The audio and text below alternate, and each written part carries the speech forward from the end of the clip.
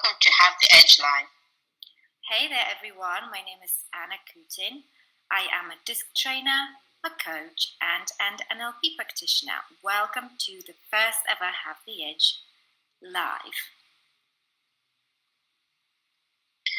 As offices close and companies adapt to working from home amid this COVID-19 climate, video conferencing has become a large part of our lives. One particular video conferencing platform, Zoom, has become a very popular choice for many people during these times. It is a useful tool to navigate the inevitable shift towards online video conferencing. It allows people to connect and conduct workplace and business meetings successfully. This video will show you some cool Zoom features you may not know about. The first step is simple. Test your equipment. Run through the prompts on screen to test your camera, microphone and speaker so everything is working well before you start your meeting. Get properly dressed. You can enjoy the fact that your teammates won't see what you're wearing from the waist down and stay in your comfortable bottoms and slippers if you like. However, make sure the following does not happen.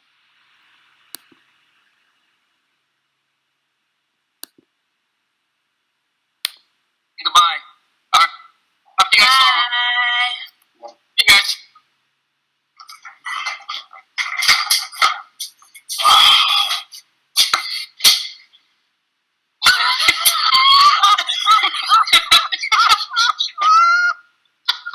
Tony! Can you hear us? Tony! Oh no! Don't. Jen, call him. Oh my gosh. Hold on, I'm gonna text a couple pictures of that. Oh.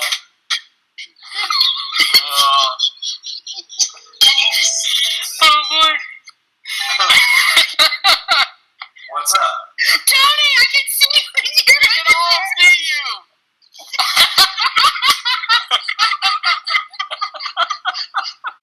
And who are we kidding? We definitely care about how we look sheltering at home to our colleagues. If possible, sit somewhere with plenty of daylight.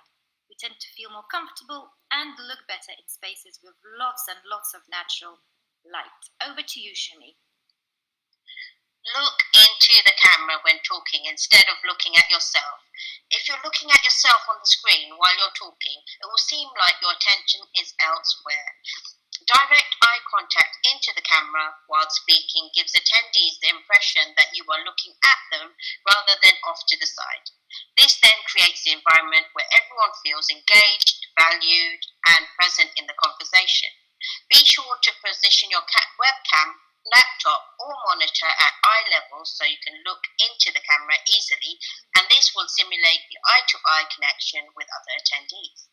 This is important while speaking and less so whilst listening. Then you can look at the person speaking on the screen. Over to you, Anna. Point number 4, choose a quiet location. It's easy to forget that there is a mic picking up not only your voice, but if you decide to eat or chew something, that sound will come through. If you make a cup of tea, the sound of your cabinet opening and the dinking of the microwave will be amplified. Wait until the meeting is over.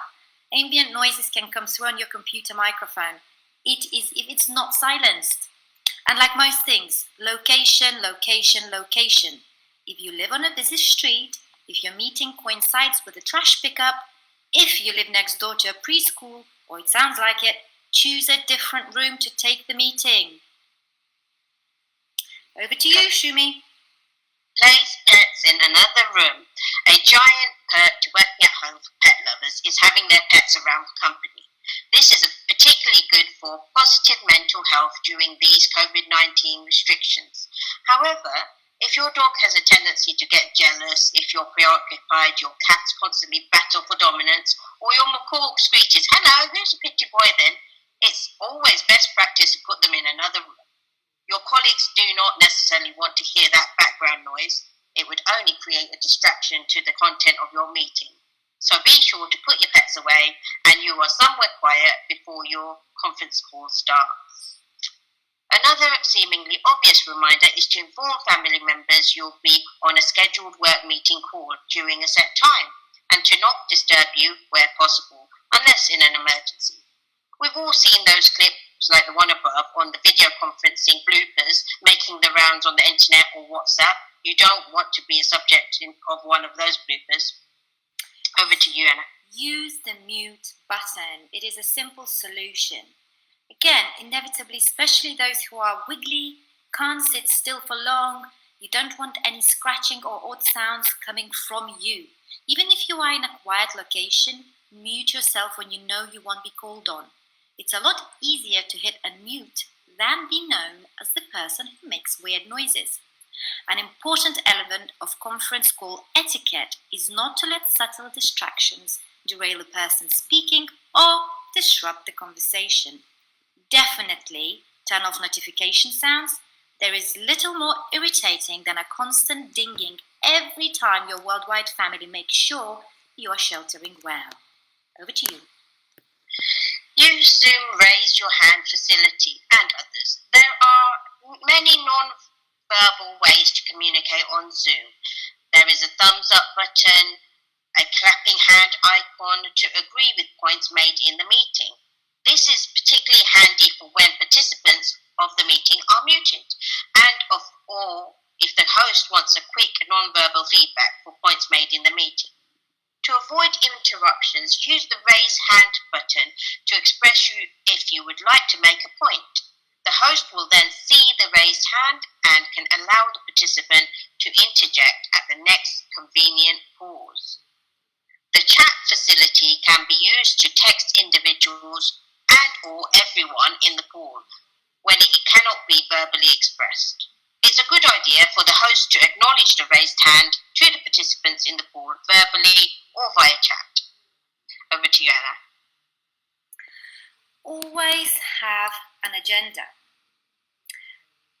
Love them or hate them, meetings are a part of almost every job, whether you're working remotely or working in an office.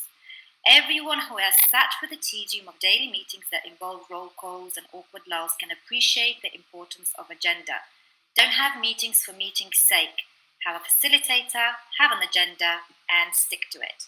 There is nothing more irritating and frustrating and not productive than a meeting in which everyone languidly checks in and then the person who scheduled the meeting has no plan. Don't schedule a meeting if you don't have an agenda. Agendas don't have to be long, involved, or even particularly detailed. A brief outline of what topics the meeting will cover is usually good enough. By providing staff with an agenda, attendees know what to expect, can guesstimate how long it will run, and if there is an element of participation, will give them an opportunity to prepare talking points. As a leader on a call, it can be challenging to bring a remote team to focus and communicate effectively. So it's important for the leader to assign ownership across the team and help facilitate the conversation amongst the group. Creating hands-off in the conversation can make sure everyone on the call feels engaged and understands key takeaways, and helps you to avoid those awkward transitions. All else, over to you. Prioritized updates. The conference call meeting size has a bit more relevance than face-to-face meetings. If you're in an office with a tight quartet of people, you're likely to know each other and what you need to do. Someone will likely keep things on track and it's likely to be naturally efficient. However, when you have, for example, more than 8 people, it is critical to prioritize what you will and won't talk about. Set time constraints and stick to them. This allows each person to talk about what is relevant and can cap the overall length of the meeting. An important thing to remember is to make sure that what's going on is relevant to at least 3 people in the meeting. Otherwise, send an email on the topic or conduct a smaller meeting.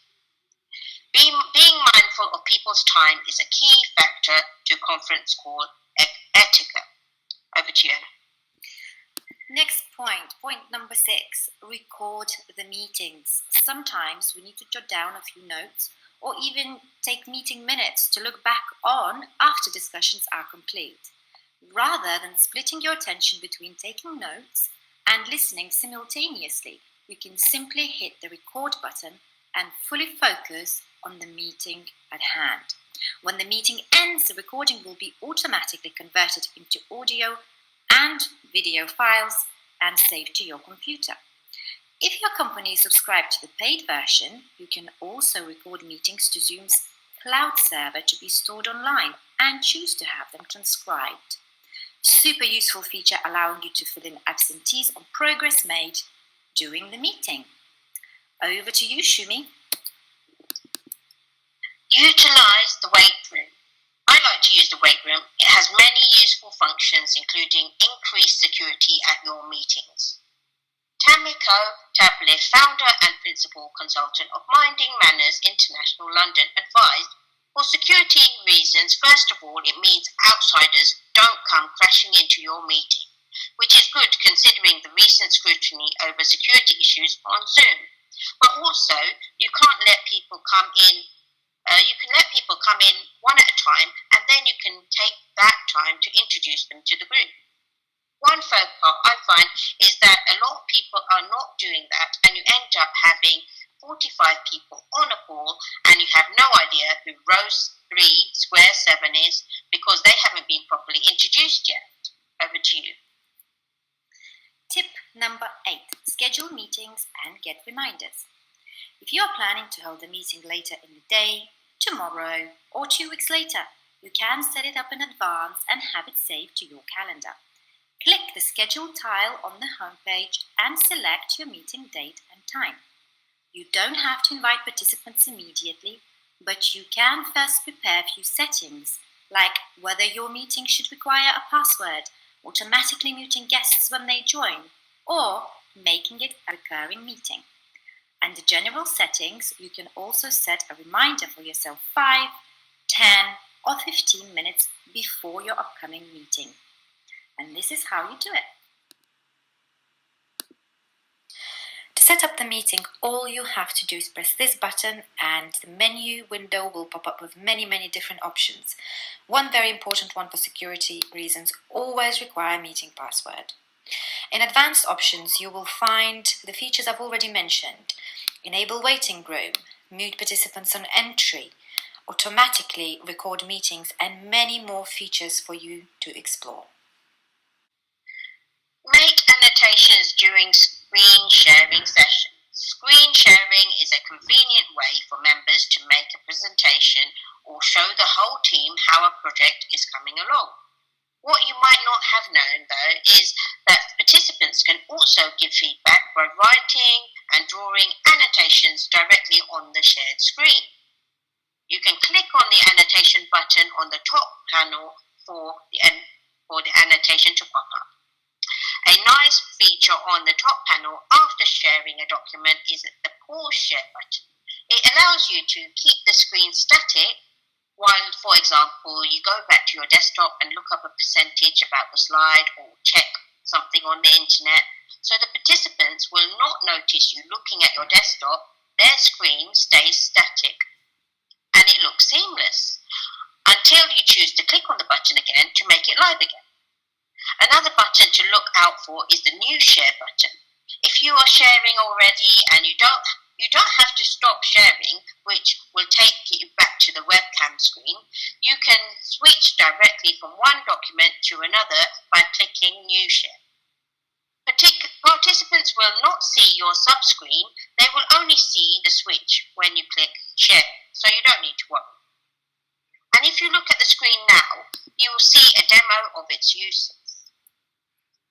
Many features are available on the top panel and the annotation toolbar, which are quite intuitive. Have a practice prior to the meeting to see what works for you. Remember, you can save the annotated screen share or whiteboard notes and share them with your team later through email or for anybody that has not been able to attend that meeting. Over to you then.